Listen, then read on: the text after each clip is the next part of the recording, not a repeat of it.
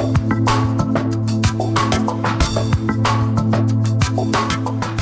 semua, selamat datang di Ngosik Ngobrol Bisnis Asik. Di sini kita akan ngobrol santai mengenai dunia bisnis. Di sini saya Safira sebagai host yang akan menemani podcast kali ini, dan kita akan berbincang-bincang tentang yang pedas, gurih dan bikin nagih. Kita akan mengundang salah satu owner dari basreng atau cemilan yang udah naik level nih di dunia teknologi. Kita sambut Kak Safira, owner Basreng Factory. Halo Kak. Halo. Kebetulan nama kita sama ya, Safira. Oh iya, sama nih guys. Jangan-jangan. Aduh. Apakah kita seumuran Kak? Iya kayaknya ya. Gimana Kak perjalanan dari rumah ke sini? Apakah macet atau gimana? Lumayan karena hujan ya. Jogja lagi hujan tiap hari. Jadi karena perjalanannya aku dari Sleman Barat ke sini ke kota tuh agak macet karena lewat ring road juga. Tadi ada pohon tumbang tuh di Monjali ya. Di Monjali lagi ada pohon tumbang, jadi kayak agak macet gitu, crowded. Tapi alhamdulillah sampai sini dengan selamat gitu. Buat penonton yang belum tahu, Basreng Factory ini bukan cuma camilan, tapi UMKM yang udah dikenal di banyak, ini bukan hanya di Jogja, tapi di luar daerah juga. Boleh nggak Kak diceritain bagaimana sih latar belakang awalnya Kakak membuat Basreng Factory ini? Oke, awal mulanya sih kita dulu kan kita pernah ada ini ya, wawancara dari anak Amikom juga tuh. Oh, yeah. Kebetulan ada salah satu dari kelompok kalian juga. Oh iya, iya. Itu pernah aku ceritain juga gimana sih awal mulanya Basreng Factory itu ada. Nah, itu dulu kita tuh belum jangankan dikenal orang ya, tahu pun belum pernah gitu kan. Dulu gimana sih awal mulanya kita memulai itu, pertama kita itu iseng tuh nawarin teman-teman sih. Nawarin ke teman-teman dulu kayak nge-WA satu-satu, kemudian langsung tuh kadang ketemu orang, mau nggak aku jualan ini nih, nyobain dulu. Aku jualnya harga segini, kalau mau besok tak bawain. Awal mulanya kayak gitu. Terus lanjut nih perlahan ke Instagram. Dulu tuh kita jualannya, kalau yang sekarang kalian tahu kan Basreng tuh udah pakai kemasan ya, maksudnya kemasannya yang pakai pouch gitu kan, udah ada mereknya. Dulu kita tuh jualannya cuman pakai plastik kiloan gitu loh Kak, kayak cuman beli di camilan-camilan di pinggir jalan gitu. Nah dulu langsung aku coba nih biar lebih menarik buat anak muda, atau mungkin bisa lebih harganya lebih terjangkau, kita gimanain. Terus aku ada ide, cari-cari tuh di toko oren, terus cari kayak tempat yang menarik, terus habis itu aku foto, aku post lewat Instagram. Awal mulanya tuh aku jualannya nggak nge-branding Kak, bukan, orang-orang tuh belum kenal sama Basreng Factory, tapi aku ngejualinnya ke orang-orang yang mau dijual kembali. Oh, jadi reseller. Iya. Terus habis itu kalau di Instagram tuh kan ada Instagram Ads tuh. Oh iya. Dulu kita awal mulanya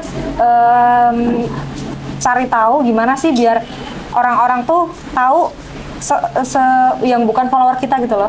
Terus habis itu aku cari cara, dibantuin sama kakak aku yang pernah pakai Instagram Ads itu. Nah itu mulai coba-coba tuh seminggu 3 kali. Terus akhirnya berlanjut sampai tiap hari. Tapi itu aku kayak nggak reseller dulu gitu loh Kak. Iya, itu belum branding awal mulanya. Itu bertahan sampai setahun lebih dikit. Kita ditawarin booth di Plaza UNY yang sekarang teman-teman tahu itu. Nah itu kita mulai itu September tahun 2022. Nah, mulai dari situ kita belum dikenal juga, tapi kita mulai bikin konten tuh Kak. Awal mulanya itu di tahun 2023 awal. Awalnya masih sepi banget Kak, yang beli paling cuma 1, 2 gitu doang. Mungkin teman-teman gitu aja ya. Iya, kalau enggak ya kalau yang lewat jualan apa nih, terus nyobain, terus habis itu makan, terus ada yang beli, itu pun jarang gitu loh. Terus kita tetap masih melayani yang reseller itu loh Kak. Terus akhirnya karena partner saya tuh senang kayak apa ya, ngotak-atik bikin konten gitu. Terus kontennya kita sempat pernah ada In My Life, pernah yang lainnya. Terus akhirnya tuh yang sampai sekarang kita lakukan itu yang kalau kakak tahu yang ngobrol sama customer itu loh. Oh iya. Itu pertama kali FYP itu di tahun 2023. Itu tiba-tiba kita rame. Padahal posisi itu kita di Plaza UN itu kayak dipindah paksa. Kita kan dulu cuma di Selasar gitu Kak. Nah terus tiba-tiba dibikinin kayak tempat tapi di pojok-pojokan yang nggak kelihatan pengunjung gitu loh. Terus akhirnya sempat kita marah, sempat kita kayak ya pengen pindah lah dari situ. Karena itu gara-gara itu. Tapi ternyata dari situ kita malah mulai dikenal banyak orang, dicariin banyak orang sampai sekarang alhamdulillah masih bertahan di Plaza UN di.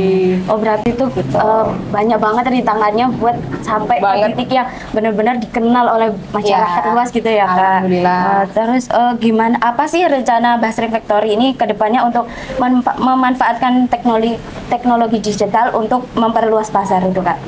Kayak e-commerce gitu ya. Iya.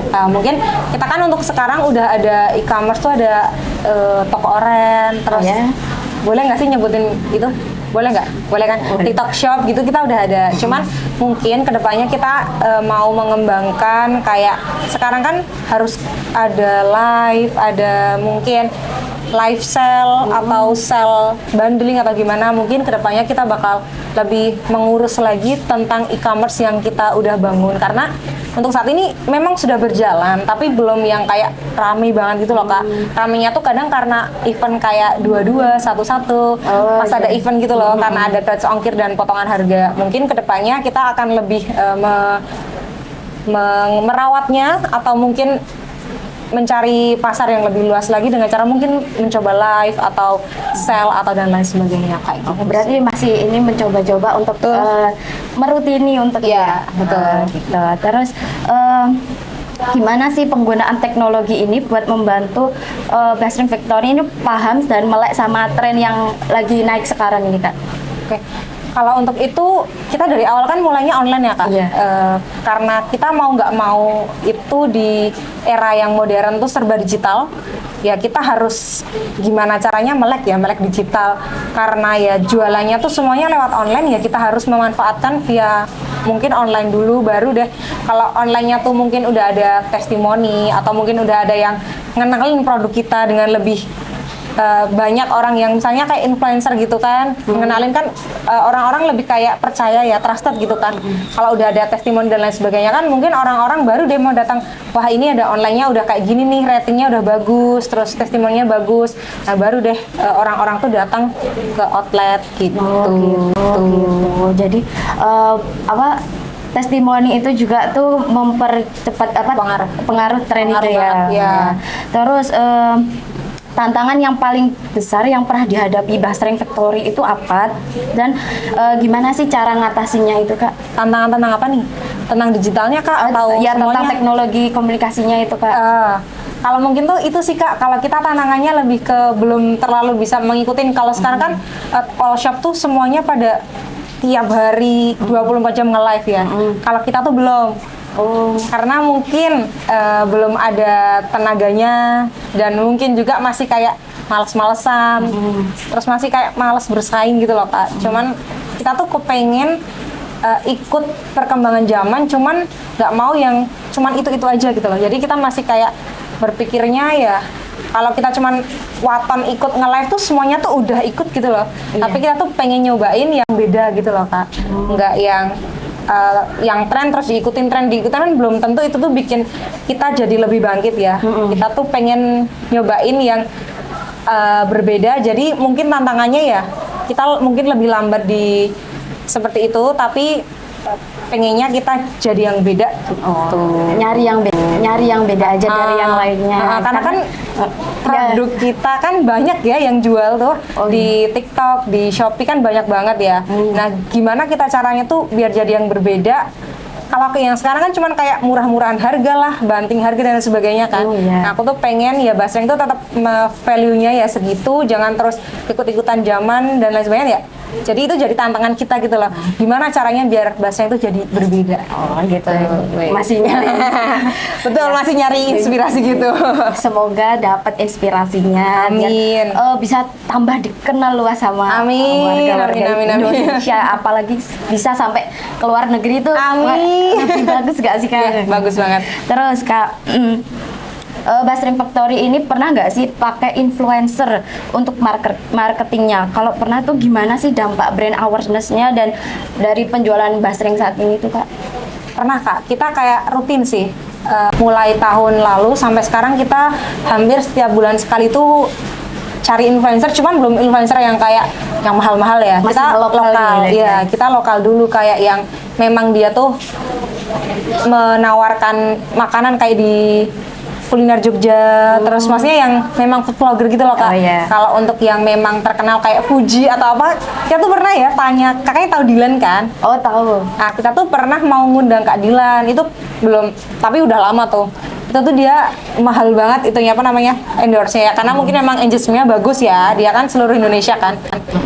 Itu tuh pernah cuman aku undang jadi kayak talent di video aku itu bisa ngundang 15 orang Kak, bahkan lebih. Wow, ternyata. 30 orang ya, pokoknya mahal banget dan sekarang lebih mahal lagi pasti karena sekarang lebih viral ya. Iya, Jadi viral. kita untuk saat ini pakainya baru lokal dan alhamdulillah juga bagus ke apa namanya pemasarannya juga jadi lebih luas, jadi nggak cuma orang Jogja doang yang tahu, kayak kebanyakan orang dari luar Jogja kalau pas liburan gitu loh Kak, lihat kayak di pas di Jogja nih mau lihat kuliner Jogja, terus dia nge-scroll lihat kan, oh ada basreng nih, ini pas di sini, terus mereka ke outlet, kebanyakan orang-orang dari luar Jawa tuh kepengen langsung datang gitu loh Kak. Jadi pas liburan sekolah, liburan apa tuh banyak malah dari orang luar kota daripada orang Jogjanya. Oh gitu. Berarti banyak banget orang yang kepo banget ya sama Kak, sampai dicariin, sampai bela-belain kesini gitu ya Kak. Itu juga gara-gara influencer itu tadi Kak. Jadi kalau ditanyain bagus enggaknya bagus banget dan jangkauannya juga jadi lebih luas gitu. Oh iya. Terus boleh nggak sih Kak dikasih tahu ke penonton seberapa pengaruh tuh review dan testimoni buat untuk minat beli konsumen baseng itu sendiri Kak? Seberapa apa minat? Minat bukan pengaruhnya testimoni review online dari penonton itu. Oke. Seberapa apa Kak? Sorry Kak. Pengaruh. Pengaruhnya seberapa besar gitu ya? Iya. Kalau ditanya reviewnya di mana aja tuh? Maksudnya terserah di mana Di aja mana ya? aja. Contohnya di Shopee kan ada kayak review ya, bintang-bintang gitu. Itu pengaruh banget Kak. Itu misalnya rating kita bagus ya, orang-orang melihatnya wah berarti ini enak nih, enak. Tapi kalau ada satu aja orang yang bilang melempem nih Kak, keasinan dan bla bla segala macam, kalau kita nggak mau memperbaikinya, itu juga bakal pengaruh banget. Jadi orang-orang kayak nyoba terus orang nggak suka, terus iya ya ternyata nggak seenak yang dibayangkan, terus mereka pada ngerating jelek, itu juga pengaruh banget. Terus kadang tuh ada yang nggak suka tuh mereka bilangnya di komentar TikTok. Gitu. Itu juga kayak pengaruh banget, jadi orang-orang pada ngehujat gitu loh Kak. Oh, padahal mereka belum beli tapi belum udah tahu menghujat ya, dulu. ikut ngehujat. Nah itu juga menurutku pengaruh banget sih.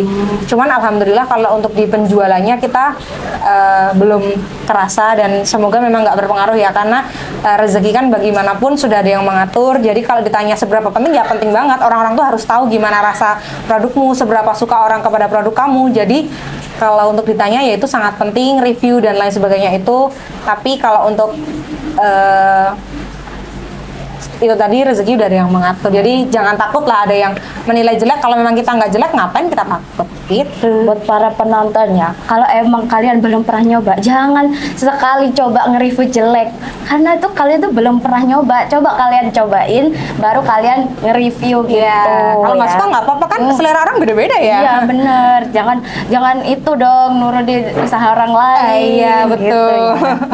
Terus Kak, menurut Kak Safira nih, platform digital yang paling efektif digunakan Basreng Factory itu apa? Yang untuk jualan? Iya. Atau untuk Ya, promosi? untuk promosi gitu lah Kak. Kalau untuk promosi kita di Instagram sama di TikTok. Kalau untuk di penjualan kita tetap di Shopee sih Kak. Di toko oren itu yang penjualannya tetap stabil. Gitu. Kalau di lainnya belum nyobain. Kalau TikTok masih kurang sih. Tapi tetap ada sih yang beli, cuman nggak sebanyak yang di Shopee yang tiap hari itu pasti ada yang repeat order gitu. Gitu. Ya, berarti nggak, maksudnya di TikTok itu belum cuma di Shopee aja yang masih rajin ini. Iya, betul. Terus seberapa pengaruh kontribusi e-commerce ini sama total penjualan Basreng saat ini Kak? Kontribusi kalau di Shopee dulu ya. Ya. Kalau di Shopee itu mungkin 30% lah Kak dari Shopee, tetap karena kan banyak orang yang misalnya dulu di Jogja tiba-tiba udah nggak ke Jogja, itu kebanyakan mereka belinya juga lewatnya Shopee gitu. Jadi tetap dampaknya juga lumayan besar sih ya, sekitar 30%-an gitu kalau di online-nya. Tetap masih banyak yang di offline sih. Oh, jadi banyak yang offline gitu ya Kak ya, karena dari lihat TikTok itu Ya, ya. kalau enggak sih, biasanya kalau dari luar Jawa tuh kan Shopee mahal tuh, kadang gratis ongkirnya cuma dikit. Itu biasanya mereka belinya langsung ngubungin di kontak, terus mereka beli banyak, terus dikirim gitu Kak. Oh, jadi Manual gitu, karena kan bisa, Kak? bisa. Kita malah lebih enak karena nggak ada persen tuh apa ya namanya ya, pajak ya, nggak ada Oh, iya. pajaknya. Kalau di Shopee itu lumayan gede pajaknya, jadi malah kalau orang beli banyak ya mending beli reguler aja. gitu.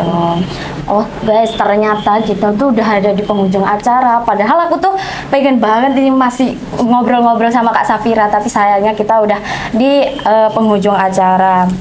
Semoga apa yang disampaikan Kak Safira ini bisa buat pembelajaran, buat ilmu buat kita-kita semua, dan buat kalian yang kayak masih mikir nih, buat anak muda ya khususnya Kak, bisa nggak sih bikin usaha kecil-kecilan? Jawabannya bisa banget. Contoh nih, Basreng Factory yang awalnya aja belum dikenal banyak orang ya Kak, bisa sampai meledak kayak gini gitu loh. Amin. Jadi buat kalian yang pengen bikin usaha kecil-kecilan, jangan dilihat dari seberapa kecil atau besar modalnya, tapi niatnya ya guys ya. Nah, oke, terima kasih buat Kak Safira, sukses Dengan selalu senang hati. buat Basrengnya. Amin. Untuk nanti pulangnya hati-hati di jalan ya Kak. Oke, segitu saja. Sekian dari kita. Bye-bye. Dadah. Duo Safira. Safira.